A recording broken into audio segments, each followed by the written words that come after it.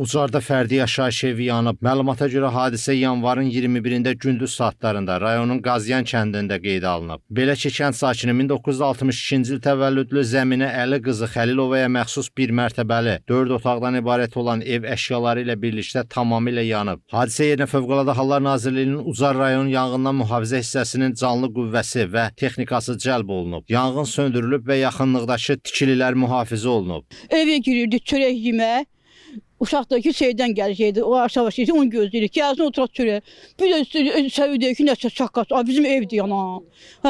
Baxdıq pəncərədən yox, gördük buradan gəlir. Hamısı yandı, külə döndü. Pəncərədən baxırdıq, gördük yalov qalxıb göyə.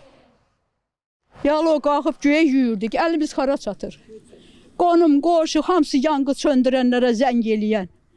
O yuyurub gələr, biz o boyda yanğını kim əli ilə söndürə bilərdi? İlkin ehtimala görə yanğına səbəb elektrik naqillərində baş verən qısa qapanma olub. Faktla bağlı araşdırma aparılır. Zahid Abışov, Devran Əsgərov, Layiq Gələndərli, APA TV, Ucar.